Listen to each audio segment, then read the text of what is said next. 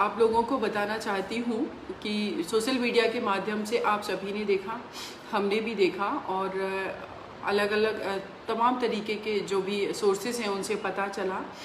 लेकिन मेरे ये स्वभाव का हिस्सा है कि किसी भी केस के बारे में जब मैं लाइव आती हूँ या किसी भी केस को हैंडल करती हूँ, अपने हाथ में लेती हूँ, तो मेरी कोशिश ये रहती है कि मैं उस केस में पर्सनली लोगों से बात करूं, जो भी ऑफिसर्स हैंडल कर रहे हैं, एसएचओ हैं, सीओ हैं, एसपी हैं या जिस भी रैंक का ऑफिसर है उनसे मैं बात करने की कोशिश करती हूं। ये घटना है हाथरस जिले के भूलगढ़ी गांव की। पुलिस स्टेशन है जिसका नाम है चंदपा पुलिस स्टेशन। हमारी आज बात हुई है चंदपा पुलिस स्टेशन के जो भी एसएचओ हैं उनके साथ बात हुई है, जो सीओ हैं वो इस केस को हैंडल कर रहे हैं उनके साथ हमारी बात हुई है।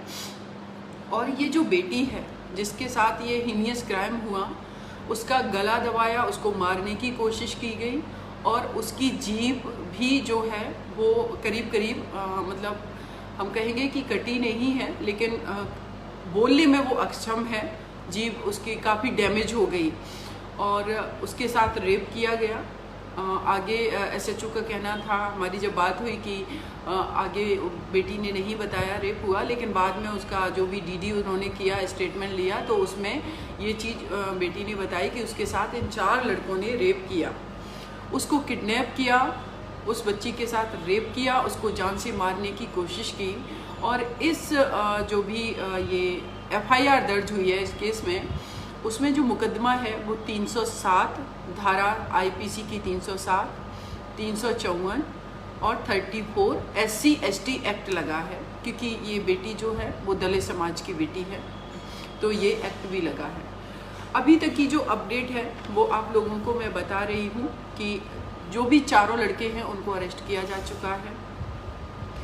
और जो सीओ साहब से हमारी बात हुई है, ब्रह्म सिंह जी से, उनका कहना है, मैंने जब उनको कहा कि आप लोग इस केस में कितना जल्दी हो सके आप चार्जशीट फाइल करके दीजिए और जल्दी से जल्दी इस केस का फास्ट ट्रायल हो। और मेरे जानने वाले भी जो अलीगढ़ में बेटी पहले अलीगढ़ में थी, अभी जो लोग भी हाथरस में होंगे उनसे मैं कांटेक्ट करूंगी कि वो ज़्यादा से ज़्यादा जो भी लॉयर हैं वहाँ से उनका सपोर्ट करें लीगल तरीके से जो भी हो, क्योंकि इस केस को जो सरकारी वकील है वो तो देखेगा ही, लेकिन मेरा अपना मानना है कि इस तरीके के मैटर्स में अगर प्राइवेट लॉयर भी होता है तो ज़्यादा सही रहता है, क्योंकि फैमिली को बहुत सारी चीज़ें नहीं पता चल पाती हैं। ऐसा प्रोसीजर नहीं है कि हर चीज़ जो भी ट्रायल चल रहा है उस ट्रायल में फैमिली को हर चीज़ से, जो विक्टिम परिवार है उससे उसको अवेयर करा जाए।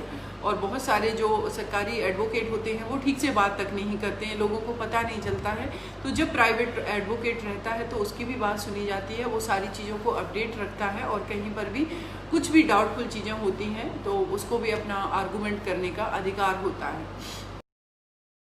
तो एक लॉकडाउन के टाइम ही एक बेटी जो ललितपुर में थी, 15 साल की बच्ची, पड़ोसी रेप करता है, उसकी वाइफ जो है उसका सपोर्ट करती है उस बच्ची को कैरोसिन डाल करके जलाने के लिए।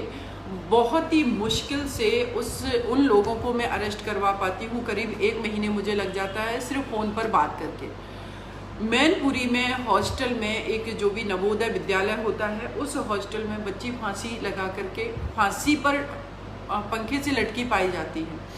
और मेरा मानना है कि हमारा जो पुलिस सिस्टम है उसमें यही होता है कि जो बेटी फांसी से के फंदे से, चाहे लेडी हो चाहे पुरुष हो, अगर वो फांसी के फंदे जैसा वो लटके हुए हैं तो उस केस को ये हमेशा सुसाइड केस ही डिक्लेयर करने की कोशिश करते हैं, क्योंकि अगर सुसाइड केस डिक्लेयर कर देंगे तो वहाँ पर इन्वेस्टिगेशन फर्दर नहीं करनी पड़ेगी, पुलिस को मेहनत नहीं करनी पड़ेगी। और ऐसा ही मैनपुरी वाले मैटर में हुआ है। वो बच्ची जो है फंदे से, सीलिंग फैन से लटकी पाई गई और अभी तक उसमें किसी को ये पता नहीं कि आखिर उसने फांसी क्यों लगाई, ना कोई सुसाइड नोट था। ये है। दूसरा, दिशा रेड्डी का आप लोगों ने देखा, एक बेटी आगरा की, उसके साथ इतना हीनियस क्राइम हुआ। उसके अलावा एक बच्ची करीब 12 साल की, उसको फेंक दिया गया कुएं में। 5-6 दिन बाद ढूंढने के बाद उस बच्ची को बोरी में बंद करके कुएं में फेंक दिया गया। अब देखिए कि निर्भया केस में 4 लोगों को फांसी दी गई। उसके बाद लगा समाज में कि बहुत सारा बदलाव होगा, लोग डरेंगे, लोगों के अंदर डर पैदा होगा, लेकिन ऐसा नहीं हुआ। केस अभी भी क्राइम उतना ही तरीके से हीनियस क्राइम हो रहे हैं। उसके पीछे जो 2-3 वजह समझ में आई मुझे, वो ये है कि निर्भया केस जो है दिल्ली की राजधानी में ये क्राइम हुआ और बहुत हाईलाइट मैटर हो गया, क्योंकि ऑब्वियस सी बात है कि अगर दिल्ली की हमारी देश की राजधानी है और वहाँ पर एक बेटी के साथ इतना हीनियस क्राइम हुआ तो मीडिया को कवरेज देना ही देना था। रूरल एरिया तक मीडिया नहीं पहुंचती है। इट मीन्स कि मीडिया भी अपनी रिस्पॉन्सिबिलिटी नहीं निभाती। उनको लगता है कि कोई मैटर हाईलाइट हो गया तो उसके पीछे सब पड़ जाएंगे, बाकी मैटर्स में लोग नहीं आता है मीडिया। कई केसेस में मैंने मीडिया को खुद बात की कि आप कवरेज कीजिए, इस तरीके का मैटर है, लेकिन नहीं करते हैं लोग। तो लोगों में डर नहीं है। अगर निर्भया केस में 4 अपराधियों को फांसी की सजा वो भी 7.25 साल के बाद हो भी गई, तो लोगों को ये पता है कि जब निर्भया जैसे केस में जो इतना हाईलाइटेड था, करीब 7.25 साल का समय लग गया, तो हम जो क्राइम कर रहे हैं यहाँ तो पुलिस भी सक्रिय नहीं है, यहाँ तो समाज के जो लोग हैं वो भी, जो भी अपराधी हैं उनके सपोर्ट में खड़े हो जाते हैं। बेटी जो है जिस परिवार की है वो गरीब परिवार है, वो बहुत भागदौड़ नहीं कर सकता, बहुत पैसे खर्च नहीं कर सकता है लीगल तरीके से लड़ाई लड़ने में। और पुलिस जो है वो उतनी निष्क्रिय है कि जब भी एक पीड़ित परिवार पुलिस स्टेशन के अंदर जाता है और वो कहता है कि हमारे साथ ये क्राइम हुआ, तो 50 सवाल उस परिवार से पूछे जाते हैं। उस बेटी को जिसके साथ इतना हीनियस क्राइम हुआ उससे इस तरीके के क्वेश्चन पूछे जाते हैं। काउंसलिंग जैसी अभी भी एक जो प्रोसीजर लॉ का है कि काउंसलिंग उस बेटी की होनी चाहिए, बच्ची की जिसके साथ भी क्राइम हुआ, काउंसलिंग जैसी व्यवस्था नहीं है कि उसको कम से कम उसके माइंड को प्रिपेयर किया जाए कि जो उसके साथ क्राइम हुआ वो सारी बातें बता सके। तो अभी जो हाथरस में भी बेटी के साथ क्राइम हुआ, तो उसमें भी वो बेटी शुरू में बता ही नहीं पा रही थी कि उसके साथ एक्चुअल में हुआ क्या। एक तो उसकी जीभ कटी हुई जिसकी वजह से वो बोल नहीं पा रही थी, और अभी भी उसकी हालत गंभीर बनी हुई है। इसी वजह से 164 CRPC के जो बयान होते हैं वो भी नहीं अभी तक उस बेटी के हो पाए हैं, क्योंकि वो बोल ही नहीं पा रही है, इतना बुरी तरीके से उसके ऊपर अटैक किया गया है। तो देखिए, मेरा ये मानना है कि हम सिर्फ खोखली बातें करके इस देश के अंदर बेटियों को ना तो सुरक्षित कर सकते हैं, ना उनके हक की लड़ाई जो है हम लड़ सकते हैं। कुछ फेसबुक पे पोस्ट लिख देने से या कोई मैटर हाईलाइट हो जाने से, मीडिया में आ जाने से 1-2 बेटियों को न्याय मिल भी जाता है, तो उससे समाज में बदलाव नहीं हो जाता। और इसीलिए हमने देखा है कि बहुत सारी जो क्राइम है वो अभी भी कंटिन्यू हो रहे हैं। लेकिन अगर हम अदर और केसेस की बात करें तो मेरे पास करीब आप लोगों को मैं बताना चाहूँगी कि हमारे पास बहुत सारे ऐसे मैटर्स हैं जिन मैटर्स को मैं हैंडल कर रही हूँ, जिसमें एक मैटर है, मैं बेटी का नाम नहीं लूँगी, उनके फादर का नाम नहीं लूँगी। वो मैटर जो है, बेटी की शादी होती है, ससुराल जाती है, ससुराल के लोग जो हैं वो क्रिमिनल माइंडसेट के हैं। उसका हस्बैंड जो उसके साथ बहुत गलत तरीके से संबंध बनाता है, उस लड़की का जेठ उसके साथ रेप करता है, उस लड़की के साथ उसका नंदोई जो है वो रेप करता है।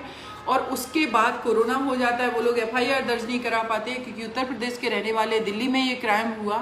तो आप लोग सोचिए कि जब वो FIR कराने जाते हैं, लॉकडाउन समाप्त होता है, तो पुलिस का कहना इतने दिनों तक क्यों नहीं आए। जब मैंने बहुत पुलिस को इंसिस्ट किया, मैंने SP वगैरह लेवल पर जब पहुंची, बात की, FIR दर्ज हो गई लेकिन अभी तक अरेस्टिंग नहीं हुई। ये माइंडसेट है, क्योंकि उनका मानना है कि अगर शादी हो गई और शादी के बाद इस तरीके से कोई भी क्राइम हो रहा है तो वो हो सकता है दहेज की मांग के वजह से, कि दहेज के अगर मांगा हो तो झूठे केस में ना फंसा दिया हो। ये माइंडसेट है हमारी पुलिस व्यवस्था का।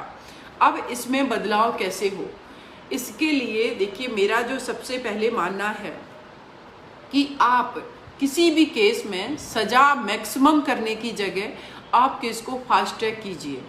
पुलिस व्यवस्था को बदलने की आवश्यकता है। पूरा हमारा जो सिस्टम है, अगर उस सिस्टम को आप देखेंगे तो एक तरीके से, जिस तरीके का सिस्टम बना रखा है कि जब भी कोई क्राइम हुआ, फर्स्ट स्टेप जो होता है विक्टिम का, जो पीड़ित परिवार का, पीड़िता का, वो है पुलिस स्टेशन जाना। अगर जो पीड़िता है उससे अगर पावरफुल परिवार का कोई व्यक्ति है जिसने उसके साथ क्राइम किया, पॉलिटिशियन लिंक है, वो पॉलिटिक्स में है वो, या डिपार्टमेंट का, पुलिस डिपार्टमेंट का है, या कोई सोसाइटी में और भी पावरफुल लोग हैं, तो फिर वहाँ पर बहुत ही मुश्किल होता है, वो पुलिस को इन्फ्लुएंस कर लेते हैं। और मैं ये बात दावे के साथ कहती हूँ कि 10%, हार्डली 10% मेरे देश की जो पुलिस व्यवस्था है वो 10% है जो एकदम से न्यूट्रल तरीके से काम करती। ये मेरा अपना अनुभव मैं बता रही हूँ, क्योंकि जितने केसेस मैं हैंडल कर रही हूँ इसमें 10-10 बार एक केस में 100-100 बार तक मुझे फ़ोन करने पड़े हैं, तब जाकर के अरेस्टिंग होती है, तब जाकर के एफआईआर होती है, एफआईआर सही सेक्शन में होती है, या फिर पुलिस अरेस्ट ही नहीं करती है। इस तरीके की पूरी व्यवस्था बना रखी है। तो जब फीमेल के लिए आपने लॉ बना दिए हैं, कानून बना दिए हैं, तो फिर उनका इम्प्लीमेंटेशन क्यों नहीं है? सिर्फ फीमेल के कानून की नहीं, मैं सारे कानून की बात करती हूँ। एक तो उसका इम्प्लीमेंटेशन नहीं है पूरी तरीके से। निर्भया केस हुआ, उसके बाद आप देखेंगे वर्मा कमेटी की रिकमेंडेशंस आए कि ये सारा सिस्टम होना चाहिए। आईपीसी में, सीआरपीसी में हर जगह बदलाव किया गया, लेकिन उस बदलाव को सिर्फ कागजी किताबों, पन्नों में तक ही सीमित है। एक्चुअल में आप देखेंगे तो ये इसका इम्प्लीमेंटेशन नहीं हुआ, ये लागू नहीं हुआ, और इसीलिए निरंतर क्राइम होते रहते हैं। और क्रिमिनल को पता है, जो भी अपराधी है, जो क्राइम कर रहा है, जो कल्प्रिट है, उसको पता है कि हमारा सिस्टम कैसा है, सिस्टम को हम खरीद सकते हैं। और दूसरी, अगर हमने पुलिस को खरीद लिया, और पुलिस बिकती है, ये मैं बात दावे के साथ कहती हूँ। हालांकि इस केस में मैंने देखा जो हाथरस का है कि पुलिस सेंसिटिवली वर्क कर रही है, अच्छे से वर्क कर रही है, लेकिन जनरली जो मैं बात कर रही हूँ वो ऐसा ही है कि पुलिस इन्फ्लुएंस होती है। पुलिस, किसी पावरफुल व्यक्ति का फ़ोन आएगा तो इन्फ्लुएंस होगी, पुलिस पैसे ले लेती है, चार्जशीट को बदल देगी, चार्जशीट में हल्के जो भी है सेक्शंस में चार्ज फ्रेम करवाया जाता है, और जब ये मैटर कोर्ट में पहुंचता है तो कोर्ट की व्यवस्था की मैं बात करूं, यहाँ पर जजों की संख्या कम है। यह पूरा सिस्टम ऐसा बना रखा है कि अगर पहली डेट है तो पहली डेट पे सिर्फ सबको नोटिस किया जाएगा, फिर उसके बाद एक और डेट होगी। कम से कम 1 साल तक अगर एक केस में 20, 25, 40 लोगों के स्टेटमेंट लेने हैं तो उसके लिए 1 साल से ज़्यादा का समय लगता है। कभी कभी 4 साल, 5 साल तक लगते हैं सिर्फ कोर्ट के अंदर गवाही देने के लिए, गवाह के जो भी है उनकी गवाही के लिए, जो भी विटनेसेस हैं उनको प्रोड्यूस करने के लिए, इसमें सालों लग जाते हैं। तो सोचने वाली बात है कि जिसमें सालों लग जा रहे हैं, ये हमारा ऐसा सिस्टम है, तो हम कैसे उम्मीद करेंगे कि जो कल्प्रिट है, जो अपराधी है, उसको सही टाइम पर सजा मिलेगी। अगर सही टाइम पर सजा नहीं मिलेगी तो हम कितना भी चिल्ला लें, क्योंकि हमारा लॉ एंड ऑर्डर फेल रहेगा, सजा नहीं मिलेगी, लोगों में डर नहीं होगा और वो क्राइम करते